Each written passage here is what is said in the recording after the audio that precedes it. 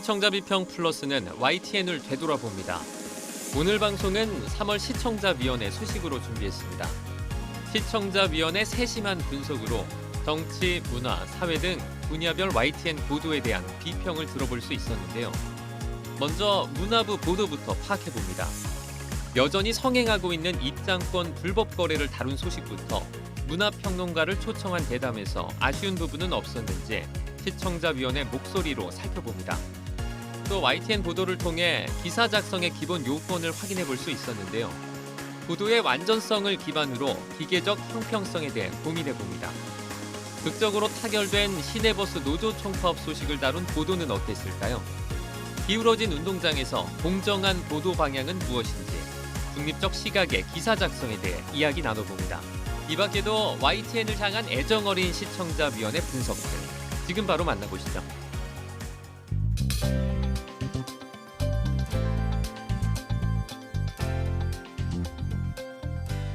한 주 동안 안녕하셨습니까? 정중입니다.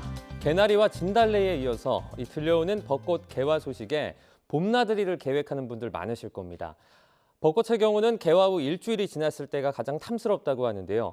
이제 멀리 떠나지 않더라도 대한민국 지역 곳곳에 방문하셔서 완연한 봄 기운 만끽해 보시기 바라겠습니다. 이번 주 시청자 비평 플러스는 3월 시청자위원회 소식으로 준비했습니다. 화면으로 만나보시죠.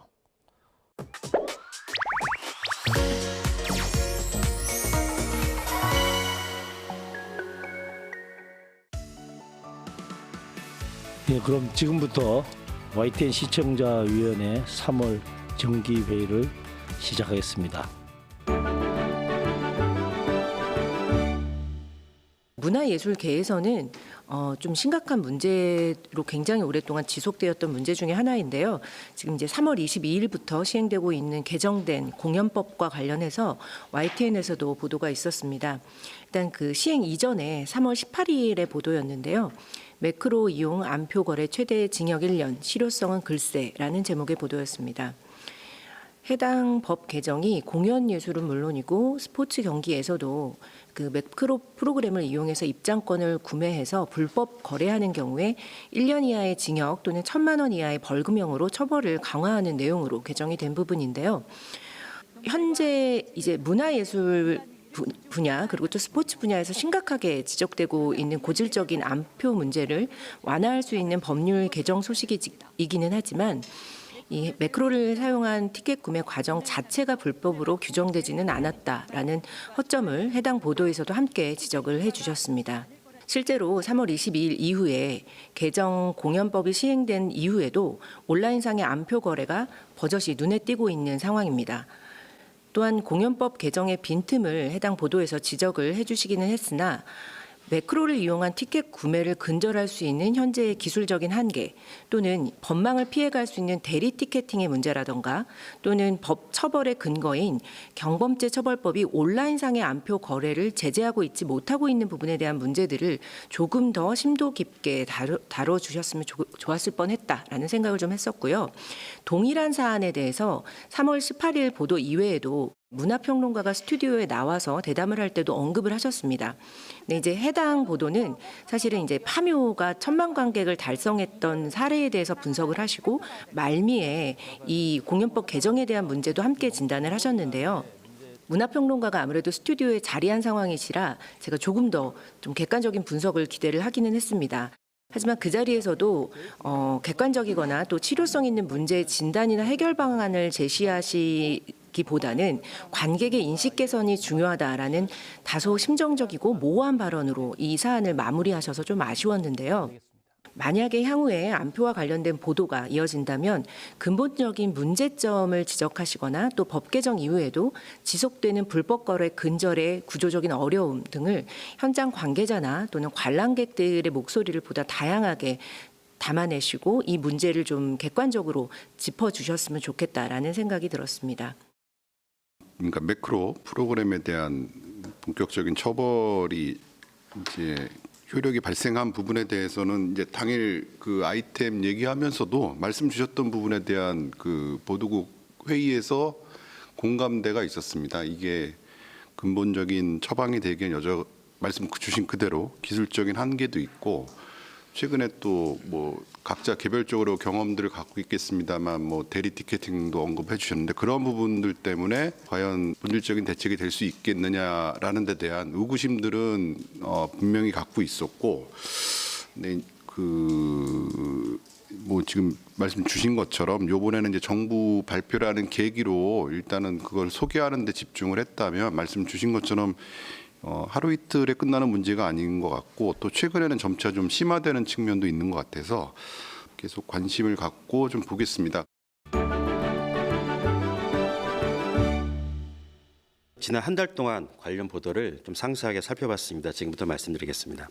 YTN 노조 방통위 절차적 훈결 알면서 무시, 졸속 승인 취소해야 리포트를 통해서 방통위가 유진그룹이 미흡한 계획서를 제출한 것을 알면서도 승인 절차를 졸속으로 진행했다. 과거 노조 탄압에 앞장선 인물이 사장으로 올 것으로 보인다는 노조의 주장을 보도했습니다. 또 다른 보도가 있었습니다. YTN 매각 공방, 방통위가 불법 저질러 2인 체제 불가피 리포트에서는 최다액 출자자 변경 승인 처분 집행정지 신청 신문기일 당일 현장에서 벌어진 언론노조 YTN 지부와 방통위 또 보조 참가인 자격으로 참여한 유진 ENT 간의 법정 봉강을 보도했습니다. 3월 7일입니다. 목요일 법원은 YTN 지부와 YTN 우리 사주조합이 제출했던 방통위를 상대로 낸 집행정지 신청을 결국 기각했습니다. 이유를 살펴보니까요.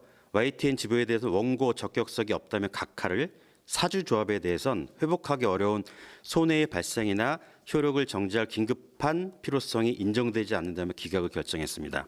이슈와 상관없이 무조건 보도량이 많다고 해서 가치가 있다는 건 아닙니다. 다만 지난 시청자위원회에서 몇 번 언급하셨던 이해충돌이라든지 보도의 사유화 우려가 있었을 수도 있다고 생각을 합니다. 하지만 그럼에도 불구하고 또 다른 측면이 있습니다. 하루하루가 좀 엄중한 상황에서 공익적 차원에서 언론사로서의 소명을 다하기 위한 노력이 좀 정확히 보였는지는 좀 의문이 듭니다. 말씀하신 취지는 개인적으로 전 대체로 다 동의하고요. 근데 이제 여전히 그것을 저희의 방송으로 하는 부분에 대해서는 그 수위와 결과 그 논조에 대해서 좀 사내에서도 좀 다양한 이견이 있을 수 있습니다. 그래서 저는 최대한 중지를 모아서 할 수 있는 부분에 대해서 차분하게 접근하려고 노력을 해왔고, 근데 보시기에는 여전히 미흡한 부분이 있고, 제 개인적으로는 저도 역시 말씀하신 취지에서 조금 그런 부분이 있다고 느낍니다만, 현재 상태에서는 뭐 저희가 할 수 있는 최선을 다 지금까지는 해왔다고 말씀을 드리고 싶고요. 이후에 그 나머지 아까 말씀 여러 가지 주셨던 부분은 뭐 좀 보도의 영역이라기보다는 이제 향후 회사 내에서 다양한 구성원들과 그 이해 집단들이 어떻게 대응하느냐의 문제에 속한다고 생각해서 제 답변은 여기서 가름하겠습니다.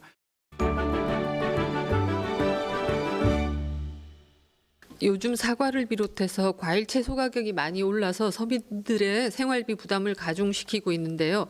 특히 사과는 금사과로 불리며 가격 오름세를 주도하고 있습니다. 25일 금값 사과의 문제가 유통구조에 있다는 취지의 보도를 했는데요. 정부가 1,500억 원을 투입해 가격 할인 지원에 나서면서 사과 소매 가격은 약간 내렸지만 도매 가격은 아직 내리지 않고 있습니다. 이 보도에서 농민들은 지난 설을 기점으로 사과를 모두 출하했고 천정부지로 사과 가격이 오르는 것은 유통 과정에서 매점 매석이 일어나서 그런 건 아닌지 추정했습니다. 또 농민들은 소수의 도매시장 법인이 독점하고 있는 농산물 경매제 등 현재 유통 구조를 개선하지 않으면 사과 가격 폭등과 같은 사태는 언제라도 재현될 수 있으며 현재 산지 가격과 도매 가격 차이가 3배에 이르는 왜곡된 유통구조의 근본적 개선이 필요하다고 입을 모았습니다. 정부도 유통구조 개선 대책을 마련하고 있다고 밝혀 향후 제대로 된 대책이 나올지 지켜봐야 하는데요. 농산물 경매 제도는 생산자에서 산지 유통인, 도매시장 법인, 중도매인, 소매상 소비자에 이르는 복잡한 유통 과정을 거쳐야 하고 농산물 가격 변동성과 수급 불안을 가중시켜서 예측 불허의 높은 과일값과 채소값을 야기하고 있는데요. 공영 도매 시장의 37%를 점유하고 있는 서울 가락시장의 도매시장 법인은 모두 농업과 무관한 대기업 관계사 오너들이 장악하고 있으며 이런 왜곡된 구조 속에서 높은 10%가 넘는 높은 영업이익률로 막대한 이윤을 소수의 대주주들이 나누고 있습니다. 몇 년 전 서울시 농수산식품공사 사장이 이런 왜곡된 구조를 개혁하기 위해서 애를 썼지만 이들을 비호하는 거대한 힘에 밀려 관철하지 못한 전례가 있습니다. YTN이 요즘처럼 농산물 가격 폭등으로 국민들이 고통받고 있는 시기에 이런 문제를 집중 취재해 보도한다면 국민들에게 큰 지지를 받지 않을까 생각합니다. 그리고 이런 지지는 정부가 이번 기회에 이런 구조적 문제점을 근원적으로 개선한 대책을 내놓도록 하는데도 힘이 될 것으로 생각합니다. 윤영미 의원님 말씀 주셨던 그 도매시장의 그런 왜곡된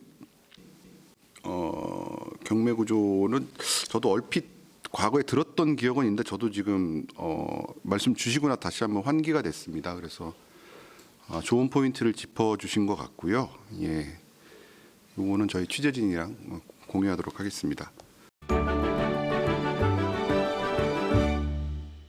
지난 8일에 있었던 YTN 단독으로 그 S전자 사측 교섭 대표 노조 간부에게 야 XX야 욕설이라는 보도 관련입니다.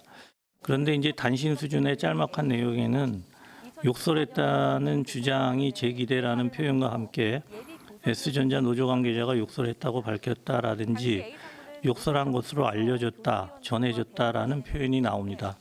그리고 노조 측은 사측에 정식 사과를 요구하는 공문을 발송하겠다고 밝혔습니다라고 끝을 맺고 있습니다. 문제는 이것이 사실이면 사측이 마땅히 비판받아야 하며 매우 부적절한 언행이기 때문에 책임에서 자유로울 수 없다고 봅니다. 그런데 우리가 기사를 대할 때 최소한의 어떤 형식 요건만 가지고 따지고 본다면, 그러니까 보도의 기본 요건, 보도의 완전성이나 반론권 보장이라는 측면에서 보면 사측에서 그런 사실이 없었다고 부인을 하든 부적절한 언행이 있었다는 것을 시인을 하든 상대방 입장을 반영했어야 하지 않았나 하는 아쉬움이 있습니다. 사측에 확인차 연락을 했는지도 궁금하고 연락을 했는데 응하지 않았다면 이 사실조차도 보도했어야 하지 않았나 하는 것입니다. 명백한 사실관계에 대한 주장이나 입장을 보도할 때에도 최소한의 기계적 형평성은 갖춰야 하는 것 아니냐는 아쉬움이 남는 대목입니다. 더욱이 YTN이 단독 보도로 해서 모바일 앱 탑에 게재해 놓았던 내용이기 때문에 그만큼 사안의 중대성이 있다고 판단되는데, 그렇다면 그 이후에 노조 측에서 사과 공문을 보낸 이후에 사측에서 어떻게 대응했는지 등 후속 보도들이 좀 나오고 입체적으로 좀 심층적으로 다룰 필요가 있었는데 거기서 일회성으로 끝났다는 것입니다. 그래서 이 부분에 대해서 말씀을 드리는 거고요. 이러한 부분들은 반대 경우도 마찬가지라고 봅니다. 그 노조 관계자가 사측 관계자에게 욕설을 했다면 이것도 마찬가지로 사측의 입장뿐 아니라 노조 측의 입장을 반영해서 다뤄야 한다는 것입니다. 장세찬 의원님 말씀 주신 거는 그러니까 제가 지금 다시 찾아봤는데 이건 사실입니다. 근데 이제 기사의 완결성 부분에서 말씀 주신 것처럼 부족했네요. 그러니까 이게 사회부에서 제가 그래서 지금 다시 기억을 더듬어 보니까 이걸 제가 왜 사실로 인식하고 있었냐면 그때 경제부 쪽에서 별도로 기업 쪽에서 이런 부분이 있었다라고 시인을 했다는 얘기를 제가 간접적으로 전해 들었어요. 근데 이 기사 자체는 이제 사회부에서 출고했는데 당연히 뭐 부서가 나눠져 있다는 게 중요한 게 아니고 하나의 기사의 완벽한 구조를 갖추기 위해서는 당연히 맞든 틀리든 반론권이 충분히 보장돼야 된다는 지적 자체는 100% 지당하신 말씀이고요. 지금 다시 기사를 찾아보니까 역시 부족하네요. 말씀 주신 그대로. 그래서 조금 그 부분을 저희가 소홀했던 면이 있는 것 같습니다. 그건 사과 말씀드리겠습니다.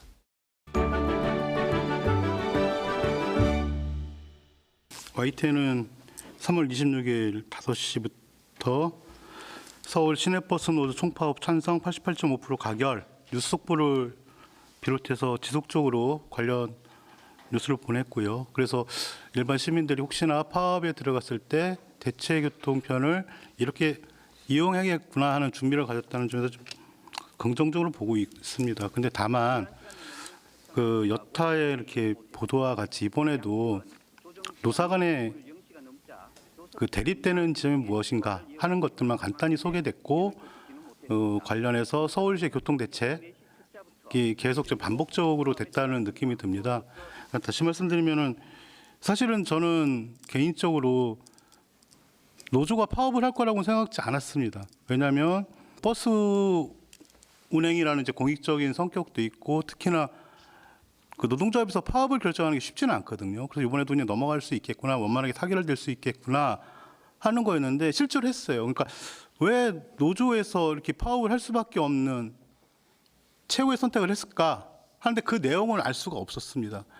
다만 그 임금 인상률에서 12.7이냐 2.5냐 이 차이만 이제 실제로 12.7%를 요구한 근거에 대해서는 전혀 없다는 거죠. 그러니까 사회적 경제적 약자라든가 소수자에 대한 의견을 좀 많이 들어주는 게 공정한 게 아닌가. 기계적으로 양 당사자의 의견만 듣는 게 아니라 한쪽에 치우친 운동장이기 때문에 반대쪽에 있는 소수자, 약자에 대한 목소리를 좀 기울이는 게 더 공정하지 않느냐 하는 측면에서 앞으로 이제 이런 보도에서는 그 약자인 노동조합의 목소리를 좀 더 많이 좀 들어야 되지 않느냐 하는 아쉬움이 좀 남고요. 마지막으로 지금 YTN은 민심 2024 격전지를 가다라고 해서 이제 국민들이 관심을 갖는 지역구를 이제 소개를 하고 있습니다. 그러면서 이제 각 그 지역 현안이라든가 각 당 후보 그리고 시민들의 반응. 그래서 내 지역구는 알지만 관심 가는 지역구에 대해 사정을 좀 알고 잘 알게 된다는 데서는 대체적으로 긍정적인데요. 근데 현실적으로 시청자들이 제일 궁금한 건 그거 아닐까요? 그래서 이 동네에서 어떤 후보가 우세한데? 근데 여러 여론조사 지표들이 많음에도 불구하고 타 방송국이나 타 매체에서 발표한 여론조사 인용에 문제가 있는 건지 모르겠지만 그거에 대한 그 여론조사 결과가 첨부가 안 돼가지고 좀 실제로 이제 흐름을 시청자 입장에서 보기에는 약간 좀 아쉬움이 남는다. 요 말씀을 드리고 싶습니다. 일단 그 시내버스 파업 관련해서 쟁점에 대한 좀 천착이겠죠. 특히 왜 이런 것이 쟁점이 되고 말씀 주신 것처럼 그 노동자들이 왜 파업이라는 극단적인 선택을 했는지에 대한 배경에 대한 충분한 이해를 줄 수 있는 보도를 주문하셨고 몇 건 그렇게 할 수 없는 부분이 있어서 조금 현실적인 한계는 있습니다만 그 말씀 주신 부분은 충분히 공감하고 있습니다. 더 노력하겠다는 말씀으로 대신하고 싶고요. 그리고 그 격전지 소개하면서 그 여론조사 타사의 여론조사를 인용해서 보도하는 부분에 대해서 이게 좀 고민입니다. 저도 개인적으로는 그 저희 외에 다른 방송사들 같은 경우는 좀 다른 본인들이 하지 않았던 여론조사 자유롭게 인용하는 분위기가 있고 실제로 그걸 많이 쓰고 있습니다. 그래서 그런 트렌드는 잘 알고 있고 그 뒤집어서 얘기하면 저희 지금 격전지 소개 보도가 갖고 있는 한계도 잘 알고 있습니다. 근데 이 부분은 조금 더 특히 정치부를 중심으로 좀 중지를 모아서 해법을 좀 찾아야 될 문제인 것 같고 일단 문제의식 자체는 주신 부분은 저도 충분히 지금 느끼고 있고 공감하고 있는 부분입니다. 소방관들이 현장에서 사용하는 그 공기 호흡기 그것에 이제 불량이 있어서 유독가스라든지 오염물질이 입안으로 흡입이 된다라는 그런 보도를 단독으로 하셨습니다. 보도를 보면 작년 여름에 화재 현장에서 그런 일이 있었고 또 작년 가을쯤에 소방학교에서 화재 진압 훈련 과정에서도 그런 일들이 이제 되풀이되니까 경기소방본부에서는 관내에 보급된 16,000점을 새 것으로 교체하기로 했다. 뭐 그런 내용들을 담아 주셨고요. 저는 이 문제가 심각하다고 보는 게 해당 제조사가 만든 공기호흡기가 이미 3년 전에 문제가 생겨서 2만여 개가 리콜된 전력이 있다. 그리고 다른 하나는 이미 같은 상품이 전국의 절반 이상, 그러니까 58% 정도 깔려 있는 상태이기 때문에 일선에 계신 소방관들이 얼마나 불안해하실까라는 생각이 좀 들어서 이 문제가 예사로 보여지진 않았는데 이제 그 동안에 소방관의 처우라든지 순직 소방관분들 또는 유가족에 대한 예우 문제들은 이슈가 많이 됐던 반면에 이번 YTN 보도로 소방 장비 품질에 대한 검증의 중요성이 다시 한번 환기된 것 같아서 뉴스 자체는 안타깝지만 한편으로는 다행이다라는 생각이 들었습니다. 그리고 보도 전개 과정에서 소방 현장에서 공기호흡기 불량을 경험하셨던, 그래서 이제 목숨의 위협을 실제로 느끼셨던 소방관 인터뷰를 따셔서 보내셨는데, 시청자들이 보기에 이 문제의 심각성을 굉장히 직관적으로 전달해서 시청자들이 체감할 수 있는 그런 인터뷰가 아니었나라는 생각이 듭니다. 소방 당국에서 지금 이제 장비 검증 절차를 거쳐서 최종 결론을 내릴 것으로 알고 있는데, 이 이슈에 대해서도 좀 계속 모니터링 해주셔서 후속 보도를 좀 해주셨으면 좋겠고, 이 기회에 소방 장비라든지 군사 장비 같은 국민 안전과 밀접한, 그리고 국가 안보와 밀접한 제품들에 대해서도 검증 절차가 좀 제대로 이루어지는지, 사전에 품평회 같은 것들의 절차들이 적법하게 이루어지는지, 그리고 거기에서 나온 의견들이 합리적으로 반영되는지, 뭐 이런 것들도 기회가 될 때 좀 다뤄주셨으면 좋겠다라는 부탁 말씀을 드리고 싶습니다. 두 번째는 요즘 저도 그렇고 특히 젊은 층들이 유튜브를 통해서 뉴스를 많이 접하는데, 타사들을 보면 그들의 언론사명을 그대로 이렇게 사용하기보다는 서브 브랜드나 혹은 다른 브랜드 네이밍을 써서 이렇게 활용하는 경우가 좀 많아 보입니다. YTN에서도 숏폼이라든지 여러 형태의 컨텐츠를 올리시는데, 일부 특화된 컨텐츠 같은 경우는 좀 묶어서 이렇게 좀 발랄해 보이는 브랜딩 전략으로 좀 신선하게 유튜브 채널을 운영하시는 거는 어떨지 한번 제안드려 보고 싶습니다. 근데 이제 기존의 YTN 브랜드가 갖고 있는 대중성이라든지 그런 무게감 때문에 오히려 그게 또 적합하지 않은 전략일 수 있겠다는 생각은 들긴 하지만, 어떤 시청자 친화적 관점에서 한번 검토해 보는 건 어떨까라는 의견을 드리고 싶습니다. 소방관들 공기호흡기 부분은 저도 잘 기억하고 있고, 특별히 그 사건팀 취재한 사건팀 기자에게는 굉장히 실제로 이게 얼마나 많이 인용 보도됐는지 저도 잘 모르겠습니다만 굉장히 의미 있는 보도라고 특별히 격려를 했고, 이후 이제 그 소방 자체의 조사 결과 내지는 그 후속 대책으로 어떻게 이어질지도 꼼꼼하게 챙겨보라고 주문한 바 있습니다. 잘 봐주셔서 감사하고요. 그 유튜브 서브 브랜드 지적해 주셨는데, 사실 저희가 이게 되게 고민이 많은 부분입니다. 저희 서브 브랜드를 몇 차례 저희도 시도를 했습니다. 저희가 저희 구독자를 이제 분석을 해보면, 이 약간 소프트한 서브 브랜드로 해서 아이템을 발행을 하면 오히려 조회수가 떨어지는 그 좀 그런 이펙트가 와서 서브 브랜드가 잘 안착이 안 되는 면이 좀 있습니다. 그래서 서브 브랜드 저희도 많이 시도를 해야 된다고 생각을 하고 있고, 또 여러 가지 서브 채널을 통해서 이런 어떤 돌파를 해야 되지 않을까 생각을 하고 있습니다만, 여전히 저희가 숙제이긴 합니다. 아이돌 카리나와 배우 이재욱의 열애 인정 보도와 관련하여서 이야기를 드리고자 합니다. 여타 아이돌 및 배우의 열애 인정과 다르게 정말 많은 기사와 보도가 이루어진 것을 볼 수 있었는데요.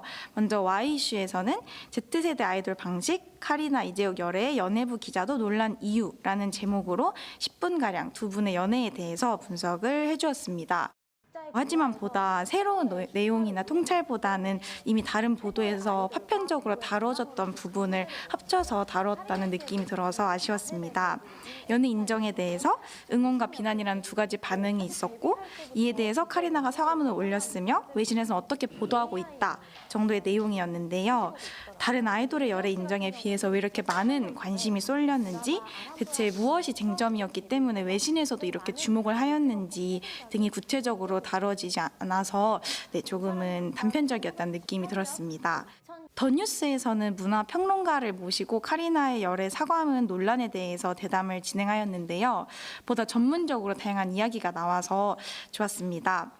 아이돌과 주고받는 1:1 유료 채팅 서비스에 대해서 이야기를 하면서 팬 입장에서는 카리나와 채팅을 주고받으면서 내밀한 관계라고 생각을 했는데, 그 연애를 하고 있음으로써 팬들이 속은 느낌을 받았다. 이게 다른 아이돌의 열애 인정과는 다른 점이다라고 이야기를 해주어서 왜 카리나의 연애가 다른 아이돌 및 배우의 연애와는 다르게 주목을 받고 있는지 이해를 할 수 있었습니다. 그런데 이 지점에 대해서 다른 보도에서는 이런 유료화된 소통 서비스 때문에 돈을 쓰니까 아이돌에게 무언가를 요구하는 권리를 갖는다는 생각이 퍼지게 되는 현상, 혹은 해당 서비스가 사람을 지나치게 상품화한다, 아이돌이 소유의 대상이 되어버렸다와 같은 비판의 의견도 심도 있게 다루었던데 YTN에서도 이런 쟁점을 짚고 넘어갔으면 좋았겠다라는 생각이 들었습니다. 덧붙여서 방송을 보시는 분들 중에 1:1 유료 채팅 서비스, 가령 버블과 같은 서비스를 이용해 보시지 않은 분들도 계실 것 같은데 1:1 유료 채팅 서비스와 관련해서 논의를 하실 때는 이를 설명할 수 있는 자료 화면을 적절하게 사용하면 좋을 것 같다는 의견 드리면서 이야기 마치겠습니다. 스트레이트는 아마 없었던 걸로 제가 기억을 하고 있는데요. TV 쪽에서는 개인적으로는 좀 요건이 왜 뉴스가 되는지에 대해서는 좀 의문을 갖고 있는 사람입니다. 근데 뭐 뉴스 가치에 대해서는 항상 뉴스룸 안에서 다양한 의견들이 공존하고 있고, 또 제가 일일이 그걸 다 뭐 나쁜 의미로는 이제 간섭을 하고 개입을 해서 저의 방향을 강요할 수는 없기 때문에 간혹 이런 다른 생각을 갖는 구성원들에 의한 보도가 이루어지기도 하는데요. 그건 그 자체로 저도 존중하고 있는데, 개인적으로는 이번 거는 개인적으로 이게 크게 뉴스성이 없다고 생각해서 최소화시키는 방향으로 스트레이트 뉴스는 아마 없는 걸로 기억하고 있습니다. 방산 쪽에 보면 우리가 흔히 말하는 국뽕 관련된 뉴스들이 많습니다. 보면, 그러니까 우리의 능력을 너무 과도하게 과장하거나 또는 아주 장밋빛 미래만을 그리도록 만들어서 우리가 마치 그 구름 위를 날아다니는 듯한 느낌을 갖도록 하는 뉴스들이 뭐 뉴스도 굉장히 많이 있고 유튜브 상에도 보면 그런 것들이 굉장히 많이 있습니다. 근데 실제 이제 방산 쪽에 보면 해외 수출 관련해서 우리한테 불리한 뉴스들이 굉장히 많이 있습니다. 근데 불리한 뉴스들은 어느 매체 할 거 없이 다 보도를 안 해요, 보면.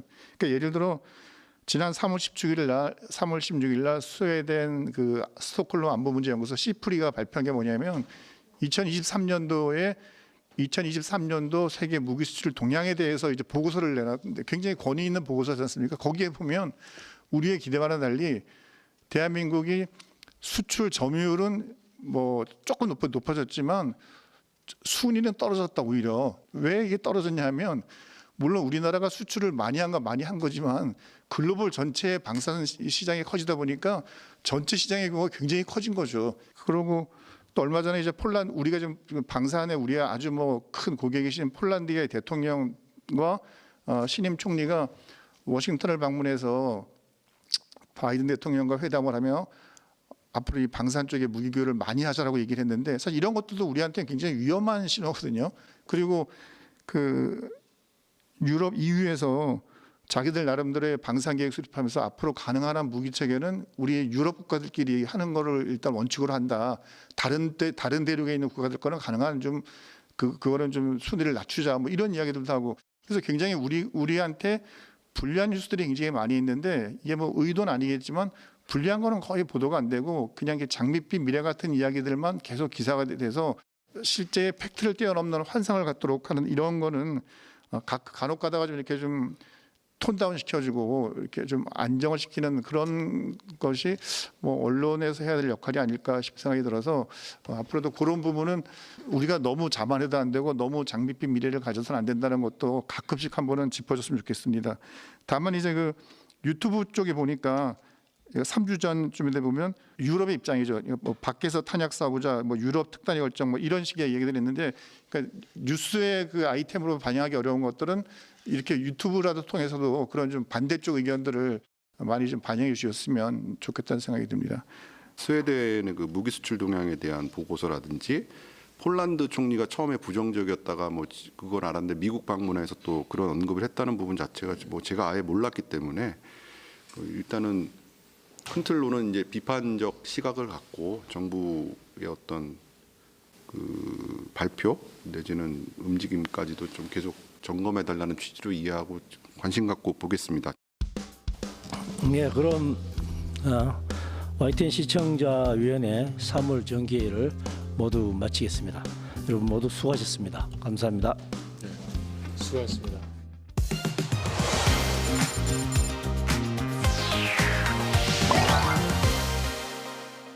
시청자 목소리로 YTN을 되돌아봅니다. 방송에 대한 여러 의견들 SNS와 홈페이지를 통해서 남겨주시고요. 시청자 비평 플러스는 다음 주 더 새로운 의견으로 돌아오겠습니다. 시청해주신 여러분 고맙습니다.